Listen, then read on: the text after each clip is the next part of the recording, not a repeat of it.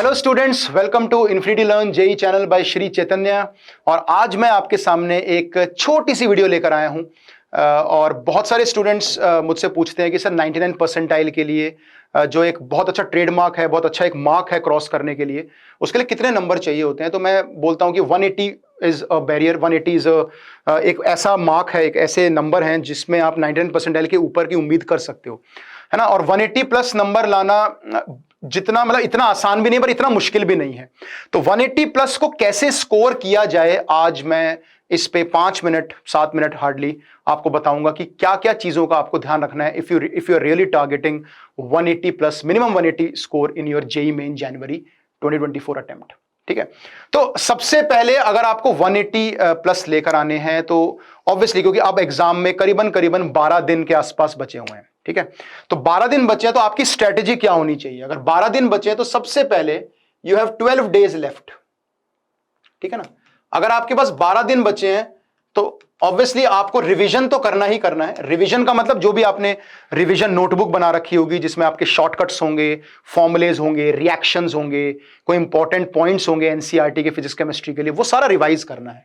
तो रिवीजन तो करना ही करना है सबसे पहले, और साथ में कम से कम हर ऑल्टरनेट डे एक मॉक टेस्ट देना है। 6 मॉक टेस्ट 6-12 दिन में, और इनकी टाइमिंग होनी चाहिए ऑब्वियसली या तो 9 से 12 दो या 3 से 6 दो। मैक्सिमम आउटपुट आपका निकलना चाहिए। ठीक है, इन दोनों मतलब इन टाइम पे अगर मॉक टेस्ट नहीं भी दे रहे हो तो आपको इन टाइम पे पढ़ना ही पढ़ना है। 3 घंटे लगातार सिटिंग होनी चाहिए आपकी, इधर उधर फोकस नहीं जाना चाहिए। दरवाजा बंद कर लो घर पे बैठे हो तो, या कहीं भी हो, आपको डिस्टर्ब नहीं होना। 9 to 12, 3 to 6, या तो either give a mock test और या फिर आप कुछ पढ़ाई कर सकते हो, लगातार 3 घंटे मैथ सॉल्व कर सकते हो। ठीक है, तो ये तो करना ही करना है। तो मतलब बहुत ही एक बेसिक सी चीज होगी कि हाँ ये तो हमें करना है 6। पर मॉक टेस्ट देने से पहले मॉक टेस्ट ऐसा देना है, इस तरह से सोच के देना है कि मुझे जेई मेन का पेपर है मेरे सामने, है ना। मुझे 6 जेई मेन के पेपर देने हैं मुझे, एक तरीके से 6 ये मेरा जेई मेन का सेंटर है, मैं बैठा हूं पेपर में, वो साइकोलॉजी होनी चाहिए। तो ये मॉक टेस्ट देने से पहले आपकी प्री मैथ क्या होनी चाहिए, प्री कैलकुलेशन क्या होनी चाहिए, या set your target basically before giving the mock test, है ना। एटलीस्ट आपको एक टारगेट सेट करना है। आपको पता है 180 मार्क्स का आपका टारगेट है ना, before giving your mock test. पर 180 नंबर आएंगे कैसे? 180 का मतलब है आपको 45 सवाल सही करने हैं, तभी इंटू 4 180 आएंगे। और 45 का मतलब है अगर मैं इनका बाइफर्केशन करूं तो करीबन 16 क्वेश्चन फिजिक्स में, 16 क्वेश्चन केमिस्ट्री में और 13 क्वेश्चन मैथ्स में, तब जाके ये बात बनेगी। 64 मार्क्स एंड 52 मार्क्स, तब जाके 180 प्लस का स्कोर आएगा और 99 परसेंटाइल के आसपास आप पहुंच सकते हो। 16 क्वेश्चन करने के लिए आपके पास 60 मिनट है। ये आपको प्री मैथ करनी है before attempting the JEE Main या मॉक टेस्ट, है ना। आपको ये मैथ करनी है, मॉक टेस्ट में अप्लाई करके देखना है और बेस्ट आउटपुट आपको अपने जेई मेन वाले दिन यूज करना है। 60 मिनट मान लो, 50 मिनट मान लो और ऑब्वियसली 70 मिनट मान लो। तो कैलकुलेट कर लो कि अप्रोक्सीमेटली 4 मिनट पर क्वेश्चन आपको यहां मिलेगा। यहां भी करीबन आपको 3 मिनट पर क्वेश्चन मिलेगा जितने भी सवाल आपको करने हैं, और यहां पे करीबन आपको 6 मिनट, 5 से 6 मिनट, 5 ही मान लो, 5 मिनट ऑन एन एवरेज आपको पर क्वेश्चन मिलेगा सॉल्व करने के लिए। स्पीड थोड़ी अच्छी होनी चाहिए आपकी, जो भी 180 प्लस बच्चा लेके आना चाहता है, क्योंकि 4 मिनट 3 मिनट में आपको फिजिक्स केमिस्ट्री का सवाल करना है और 5 मिनट के अंदर अंदर मैथ्स का करना है।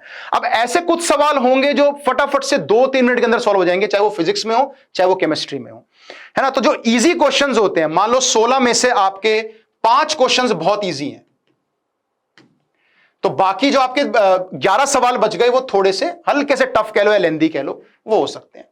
तो अब आप सोचो, हाँ मैं ये सवाल 2 मिनट के अंदर इजी मतलब बिल्कुल फॉर्मूला बेस्ड, तो अगर आप 10 मिनट में ये सवाल कर लेते हो या 12 मिनट में भी कर लेते हो तो आपके पास रिमेनिंग 11 सवाल करने के लिए 48 यानी कि 4 मिनट स्टिल आपके पास हैं करने के लिए, 4 से 5 मिनट। तो आपको ऐसे बाइफर्केशन करना है, लेकिन बाइफर्केशन का मतलब यह है अब आपको एक्चुअली में प्रैक्टिकली कैसे अप्लाई करना है। मतलब आपको पता है मुझे हर क्वेश्चन में इतने मिनट मिलेंगे, ठीक है, किसी में थोड़ी ज्यादा मिलेंगी, किसी में कम मिलेंगी, ये थोड़ा एवरेज टाइम हो गया। जरूरी नहीं मैथ्स में हर क्वेश्चन में 5 मिनट लगे, किसी में 3 लगेंगे, किसी में 6 भी लगेंगी, 7 भी लगेंगी, तो एवरेज है। तो इसलिए अब क्वेश्चंस को ना जब पेपर में अटेम्प्ट करने जाते हो तो प्लीज उनको अलग अलग उसको तोड़ दो। जैसे आप उसको करो कि जो इजी क्वेश्चंस हैं वो पहले सॉल्व करो और जो मुश्किल क्वेश्चन या लेंदी हैं उनको बाद में, मतलब बाइफरकेट कर लो अलग अलग, कि इजी क्वेश्चंस अलग होंगे। जैसे केमिस्ट्री में भी मान लो कि 6 बहुत इजी सवाल हैं और 10 थोड़े से ट्रिकी सवाल हैं, है ना। मैथ्स में भी मान लो कि 4 जो सवाल हैं आपके, 4 से 5 सवाल जो है वो फॉर्मूला बेस्ड हैं, लेकिन जो बाकी आपके 8 सवाल हैं वो थोड़े आपके लेंदी और ट्रिकी सवाल हैं या टफ है, तो वो सवाल आपको करने हैं। तो यहां पे मैं आपको फोकस ले जाना चाहता हूं क्वेश्चन सिलेक्शन पे। तो क्वेश्चन सिलेक्शन बहुत मैटर करता है और आपको राउंड में सवाल करने हैं, मतलब आपको पहले वो सवाल करने हैं फिजिक्स में, केमिस्ट्री में, मैथ्स में जो फॉर्मूला बेस्ड हो और जो देखते ही आपको क्लिक कर जाए। और उसके बाद जो बचे हुए क्वेश्चंस हैं जो आपको बचे हुए टाइम में कर रहे हैं, जैसे आपने 4-5 सवाल मान लो 15 मिनट में कर दिए, तो बचे हुए 55 मिनट में 8 सवाल करने हैं, तो आपको 7 मिनट तक आपको मिल सकती है एक सवाल में। It's a good time. 6 easy सवाल आपने मान लो 15 मिनट में कर दिए, तो आपके पास बाकी 10 क्वेश्चन करने के लिए करीबन 35 मिनट है, यानी 3 से 4 मिनट आपको हर क्वेश्चन में मिलेगी। फिजिकल के क्वेश्चन कई बार लेंदी होते हैं, न्यूमेरिकल टाइप में होते हैं, ऐसे सेम फॉर फिजिक्स। तो आपको ये मैथमेटिक्स शुरू में लगानी है before attempting the JEE main paper. और जैसे ही आपने मॉक टेस्ट खत्म किया, उसके बाद आपका आता है एनालिसिस। आप उसमें एनालिसिस करोगे, और मैं हमेशा बोलता हूं कि मॉक टेस्ट में नंबर कटते हैं, एनालिसिस करो और ये देखो कि आपकी टाइप्स ऑफ मिस्टेक्स क्या हैं।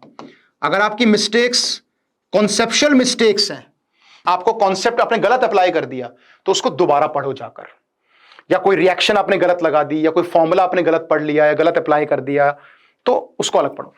अगर आपकी कैलकुलेशन एरर है, आपने प्लस का माइनस कर दिया, तो you have to be very alert. Human error होती रहती है, मैं नहीं कह रहा कि बिल्कुल जीरो एरर होंगी पेपर में, लेकिन स्टिल उसको मिनिमाइज करना हमारा टास्क है। अगर आप इस स्कोर तक पहुंचना चाहते हो तो आपको एनालिसिस बहुत ध्यान से करना है। You have to see your mistakes, कि अगर कैलकुलेशन एरर है, जल्दबाजी में गलती करते हो, तो थोड़ा सा आराम से करने का ट्राई करो। किसी एक मॉक टेस्ट में ये अपना जो टारगेट है इसको रिवाइज करो, 16 की जगह इनको 12 कर लो और इसको 10 कर लो।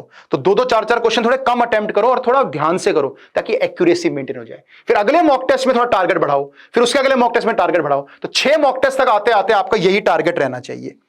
फिर देखो कि यार हाँ, मेरी एक्यूरेसी में कुछ इंप्रूवमेंट आ रही है कि नहीं आ रही है, अगर कैलकुलेशन एरर्स होती हैं तो इस तरह का एनालिसिस करना बहुत जरूरी है if you really want to score 180+ marks. ठीक है।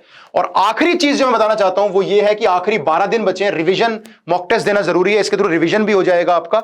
लेकिन सबसे इंपॉर्टेंट बात है कि आप कुछ नया मत करो। कुछ जो चीज आपने नहीं करी प्लीज अब मत करना। ठीक है। आप अपने स्ट्रॉन्ग चैप्टर्स को ज्यादा अच्छे से रिवाइज करो। रिवाइज या तो आप अपनी रिवीजन नोटबुक से कर सकते हो, मॉक टेस्ट के थ्रू रिवाइज तो कर ही रहे हो आप, है ना, या फिर आप कुछ PYQs लगा सकते हो जो आपके बच गए हैं। इनको ज्यादा अच्छे से फोकस करो, स्ट्रॉन्ग चैप्टर्स को। और जो आपके वीक चैप्टर्स हैं, मीडियम चैप्टर्स हैं, जो बहुत अच्छे से आपको नहीं आते, है ना, इसमें आप बेसिक्स कवर कर लो। और बेसिक्स से मेरा मतलब है जैसे 2019 और 2020 के जो जेईई के पेपर थे वो बहुत ज्यादा बेसिक लेवल पे आए थे, तो आप उन चैप्टर के PYQs कर लो। जैसे PNC आपको नहीं आता, कॉम्प्लेक्स नहीं आता, या फिजिक्स में आपको कोई रोटेशनल नहीं आता फॉर एग्जांपल, तो आप बिल्कुल बेसिक वाले सवाल PYQs लगा लो, ताकि बिल्कुल ब्लैंक होके ना बैठो आप एग्जाम में। क्योंकि कई बार आसान सवाल आ जाते हैं टफ चैप्टर से, और इजी चैप्टर से या आपके स्ट्रॉन्ग चैप्टर से मुश्किल आ जाता है, तो कई बार नहीं होता। तो ताकि ये शॉकिंग चीज आपके साथ ना हो और आप 180+ मार्क्स से ना चूक जाओ जो आपका टारगेट है, तो प्लीज जो भी आपके वीक या मीडियम लेवल के चैप्टर्स हैं जिनमें बहुत कॉन्फिडेंस फील नहीं करते, तो उनको बेसिक्स कवर कर लो। नॉर्मल कुछ सॉल्व एग्जांपल कर लो, या बेसिक थ्योरी कर लो, या ये जो मैंने बोला ये 2 साल के 2019-20 के जेईई मेन के पेपर्स देख लो, क्योंकि थोड़े आसान लेवल के पेपर्स थे। बाकी focus on your strong chapters, कुछ नया पढ़ने की जरूरत नहीं है, तो वो प्लीज आप जरूर देखना, क्योंकि यहां पे आपको वैरायटी ऑफ सेशंस मिलेगा। ठीक है ना। वॉच यूट्यूब मैराथन सेशंस, ठीक है ना, तो ये देखो क्योंकि इसमें बहुत अच्छी वैरायटी के सवाल हम लोग लेकर आ रहे हैं, एंड जो आपके इसके अलावा जो आप यहां पे वॉच कर सकते हो बेटा। ठीक है। So thank you so much. और मुझे लगता है कि 180+ लाने के लिए अगर आप इन सारी बातों का ध्यान रखोगे, आने वाले 12 दिनों में अपनी स्ट्रैटेजी सेट करके रखोगे, सीक्वेंस ऑफ द पेपर ध्यान में रखोगे कि फिजिक्स, केमिस्ट्री, मैथ्स किस ऑर्डर में करना है, और वही मॉक टेस्ट में अप्लाई करोगे, पर ये कैलकुलेशन, ये स्ट्रैटेजी, स्मार्ट स्ट्रैटेजी बनाना, ये प्री मैथ करना बहुत जरूरी है अगर आप एक टारगेट को चेज कर रहे हो तो। कि कितना टाइम मिलेगा, कौन सा सब्जेक्ट कितने टाइम में करना है, किस ऑर्डर में करना है, ये सब आपके दिमाग में होना चाहिए। सो फिर उसके बाद कोई नहीं रोक सकता टू गेट 180 और मे बी 190 और may be you can touch 200 marks, है ना। तो अपनी प्रिपरेशन को भी अच्छा करो और अपनी मॉक टेस्ट की जो देने की स्ट्रैटेजी है वो पक्की करो, क्योंकि एग्जाम टेम्परामेंट और एग्जाम हॉल में जो आप चीज करोगे दैट्स मोर इंपॉर्टेंट। पढ़ाई ज्यादा वो इंपॉर्टेंट है कि आप कितने स्मार्ट हो क्वेश्चन सिलेक्शन में, कितना टाइम बचाते हो, टाइम वेस्ट नहीं करते, किसी एक सवाल पे अटक नहीं जाते, अपना टाइम वेस्ट नहीं करते। ईगो